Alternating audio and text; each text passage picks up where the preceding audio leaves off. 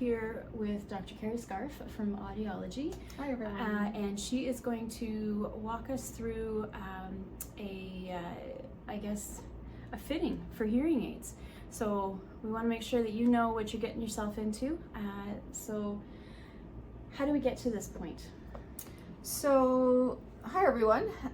Thanks for having me. So if you might have a hearing loss, a lot of times people will go and get a hearing test. They'll get their ears checked with a hearing clinic, and it's best to go to a good quality place where they're going to do a thorough test. So, not a free screening, but somewhere where they're going to do a full hearing evaluation. They'll sit down and talk to you about your lifestyle, your hearing loss challenges, and your needs, where you would like to hear better. So that's what we do first. That's the first step.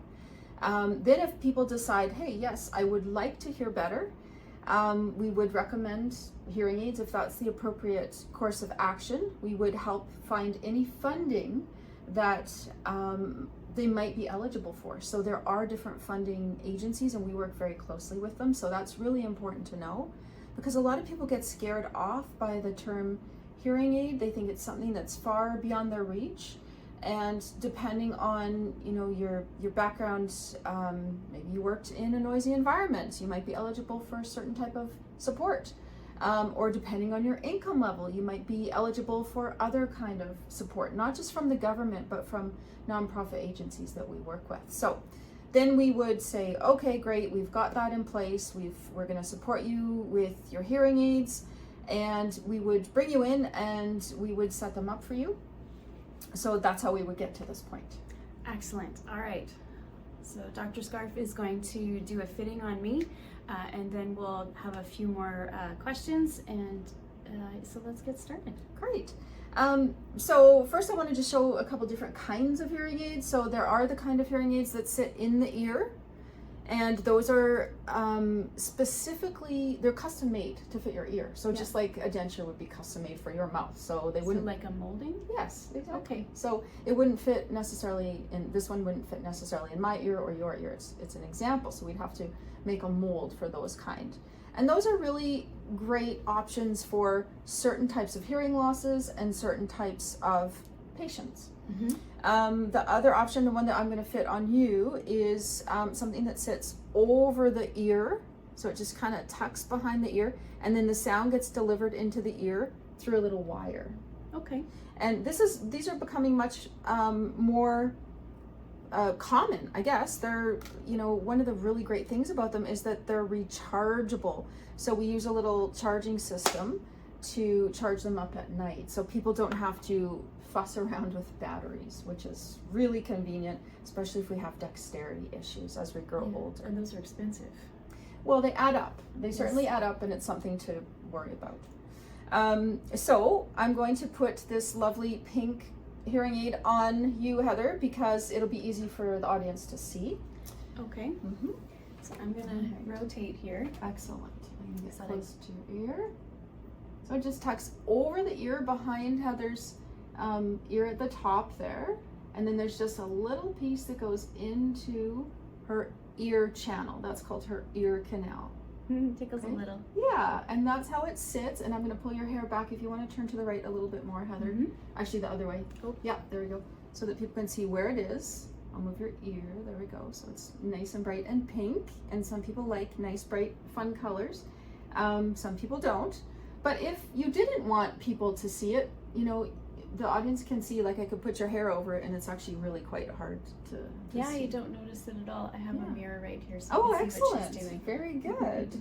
Yeah, so how does that feel? You said there's a little bit of tickle. Tickles a little bit, because I don't have the molding piece or whatever inside there, but yes. Yeah, but it's good. It doesn't hurt, and it's right next to your glasses. Yeah. That's one of the most common questions I get is, I can't feel it at all. Can I feel it? Can I wear it with glasses? And so they're designed to be worn with glasses, and you're even wearing a headband. Mm-hmm. And you can't. Glasses and a headband and earrings. Yeah, exactly. So that's how it would feel. Now what we would do is we would look at your hearing loss that we tested, and we would program the hearing aid to give you the right kind of sounds to help you hear the things that you are having trouble hearing.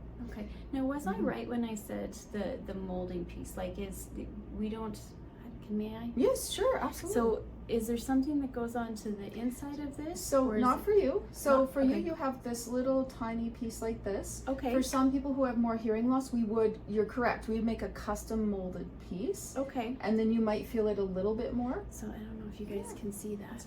So it's just like a little bitty piece that just sits inside, and I don't feel this part at all. Yeah.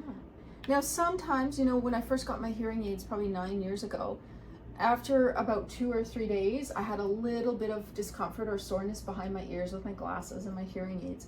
But it's just like getting glasses. You get used to it, and the skin kind of toughens up, so you don't really feel it after a while. Yeah, it always takes a couple of days once you get some new Something glasses. new. Absolutely. And that's actually a really great segue into understanding how hearing aids work. So they're not like glasses where you instantly have corrected vision. Mm-hmm. Most people that come in for hearing aids have had hearing loss for a number of years, if not decades. And so the brain has changed in that time period. And when we put new sound into the ears that travels up to the brain with the hearing aids, it takes some getting used to. It can take up to 18 months to fully acclimatize to hearing aids. So when you say it takes 18 months, how does that, like you'll have your first part, is it incrementally better over the 18 months? Absolutely. Okay. So, most people notice within the first few weeks, first few months that the hearing aids are helping them, but they will acclimatize, their brain will acclimatize to all those tiny little sounds in their environment, listening to music, different frequencies and tones over time. And especially going to more challenging environments like a restaurant, the brain actually has to learn how to listen through the hearing aids successfully. So it's kind of like muscle memory when you're learning how to ride a bike or skate. It's your brain gets more adept at figuring it out. That's right. Exactly. Okay. I like to explain it to like well, you're not going to run a marathon tomorrow. If you were a runner and you wanted to learn to run a marathon, you start by walking, then you start by maybe running, 2K, then 5K, and you develop all of those little muscles and support muscles and your cardiovascular system. It's the same sort of principle. Same idea, yeah. You're just every day it's improving and improving. So you need to wear the hearing aids at least 12 to 15 hours a day for that to happen. Oh yeah, that makes total sense. Okay. Yeah, that's not so bad. Just your waking hours. It's no, that makes sense. So what else is included in like the care of your ears, of your hearing aids? What does that look like? Yeah, so when we talk about taking care of the hearing aids, it's really quite simple. So you want to make sure that they don't get wet unless you have specific waterproof hearing aids, which are available now, which is exciting. Incredible. I have a patient who is a swimmer, and she wears them for swimming so she can hear her coach. So that's an incredible development, but that's a very specific subset of hearing aids. So most people will put the hearing aids in the morning, take them out before they go to bed at night, and take them out for showering, swimming, or if they go and get their hair done and they're going to have their hair sprayed or washed. Okay, fair enough. Sometimes that little piece that you showed people that's at the end of the hearing aid, I'll just see it right there. So sometimes we'll get wax in that piece that's sitting in the ear, or the piece that's that's completely sitting in the ear. Obviously, those can pick up wax every time we put the hearing aid in and take the hearing aid out. So it's our job as the hearing care provider to teach our clients, our patients, how to take care of that. So there are little cleaning devices. What else? We need to charge the hearing aids also. So we teach you how to do that with your charging system. There's different. Similar to earbuds. Yes, very similar actually. So there's different, companies that make different ones, but the rechargeable hearing aids are very popular, so we teach you how to know if it's charged, how long to charge it. Usually if you charge it overnight, you're good to go for a full day, full day of use. Okay. when you're wearing these, if you do have any kind of discomfort, should people come back? Absolutely.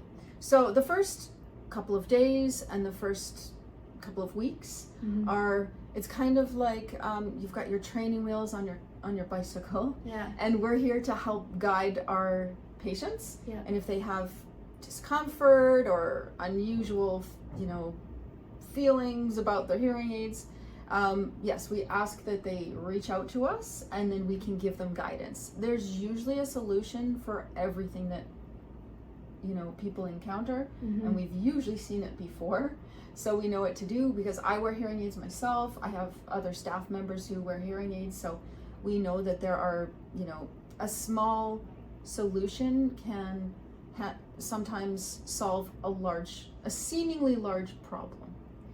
So it's really important to reach out to your hearing care professional. All right, let's talk about some myths. Excellent.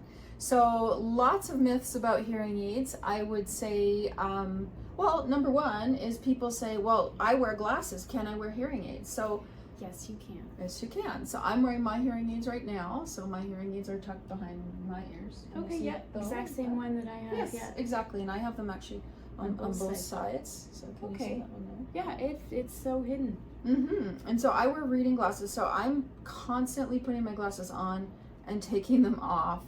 I always drive with sunglasses, so I put those on and take them off. And my hearing aids don't get dislodged. They're designed for that. You want to make sure that you have good care, though someone who's following you closely, to teach you how to put them in correctly, okay, so that your glasses don't dislodge your hearing. So that's one of the myths. People think, oh, I wear glasses, so surely I can't wear hearing aids. That's a myth. You absolutely can, but you want to work with a good clinic who's going to take the time to fit your hearing aids correctly and make sure that you can do things like put your glasses on and off without moving them. Okay. It's one of the big myths. What's another one? Give me two. Let's see. Another myth is, well, I would say hearing aids don't work. You probably hear that a lot because they're, as our population grows older, more and more people have hearing loss. The ear deteriorates over time. And people hear kind of the horror stories. Oh, someone got hearing aids, it doesn't do anything, it doesn't work. So that's also a myth. Yes, absolutely, there are cases where they don't work as well as we would like them to. And so that pertains to the fact that people probably didn't get the help that they should have got as early as possible. Okay. It really relates to our brain. If our brain isn't getting the proper input, so if we have hearing loss and we wait decades to do something, our brain isn't used to sound input and it doesn't know what to do with it, and things will sound quite what's the best word? Garbled. Okay. So sooner is better. It's never too late, but sometimes it is harder for the person to get the benefit from the hearing aids. Sometimes we have to work extra hard as the care provider to use all the tricks in our bags to help people. Sometimes, I'll just show you one thing. If someone has worked or waited a really long time to get hearing aids, sometimes we have to use not only hearing aids, but a special microphone system also with the hearing aids. So hearing aids, hearing technology is designed to work, but what we have to understand is it all comes down to how well the listening part of the brain has been preserved and stimulated. So it's not just your physical ear, it's the whole package. It's the whole head. It's the ear, the nerve, and most importantly, the brain. And so that's why I would highly encourage people, even if they think they have some hearing loss, go get a thorough hearing evaluation so we can follow it up, so we can give you the education that you need to get the proper care when you need it. It's just, the hardest thing for me as an audiologist is when someone comes to me and is finally ready to get the help, and I can't help them as much because they've waited such a long time. Yeah, it's a little bit too late for that. No, we've done a couple of online presentations already, and you can find those on the Unison YouTube channel.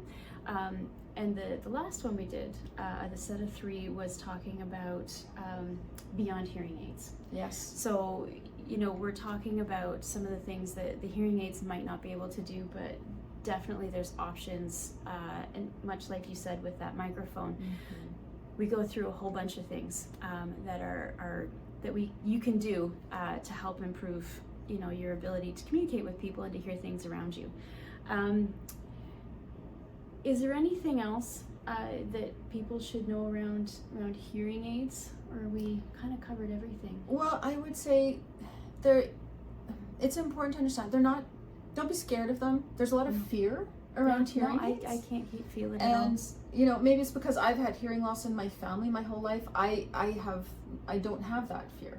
But there are people who you can tell when they come into me, they're fearful of having to wear hearing aids, and Is it an actual phobia to put things like putting things in your ears, like it weirds people out? I don't think that's the where the fear comes from. I think it's a little bit psychological, and some people have that idea that, oh, now I have to wear hearing aids. It might make me look old. And what I often will say to people is, you know, like, we've got lots of people of all different ages in my team who wear hearing aids. There are people of all ages in the world that wear hearing aids. They're an amazing technological advancement, so you're actually like far ahead of most people. But also, if you go into a social situation and someone asks you something and you respond inappropriately, that makes you look a lot older than if you're wearing a modern looking hearing device. Kind of true. Yeah. It happens.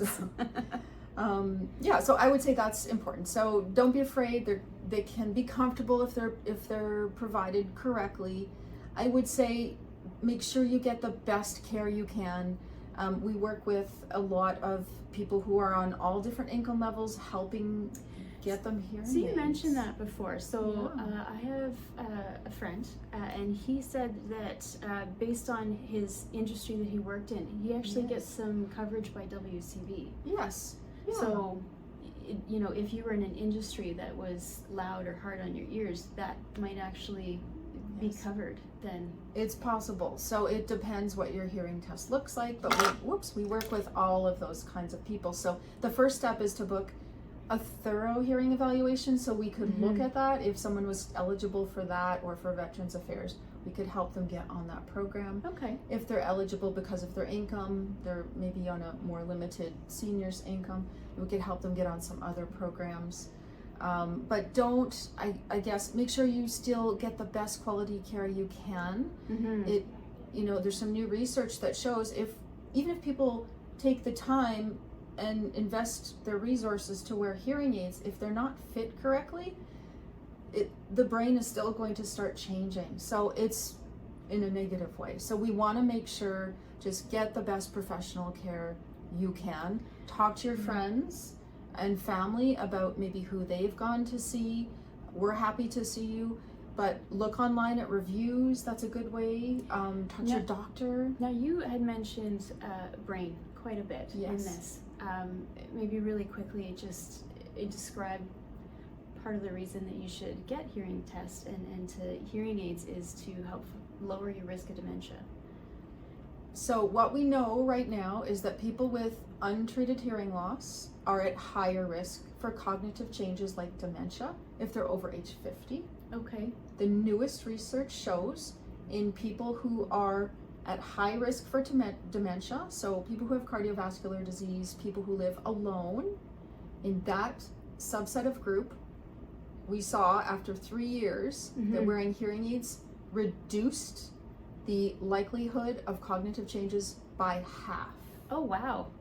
So that's the latest research. I didn't realize it was so high. Yeah, so we're following up on that, and that's one of the great things that we love to do. We love to share education, so we have a YouTube channel also, and we have a newsletter too, so people can go to our website, which is audiologyinnovations.ca, and simply sign up for our newsletter, and I send out information like that about once to twice a month. So I think that's a really great place for people to get that kind of information. Well, thank you so much. You're welcome. I appreciate you taking the time. Make sure you get your hearing tested. If you have any questions, you can check out the Unison YouTube channel. or you can check out the Audiology Innovations YouTube channel. Subscribing to the newsletter is always a good idea because you have your doctorate, so you're like right up on top of everything. So stay in the know. And thank you very much, and have a great day, everybody. Thanks, everyone. Thanks, Heather.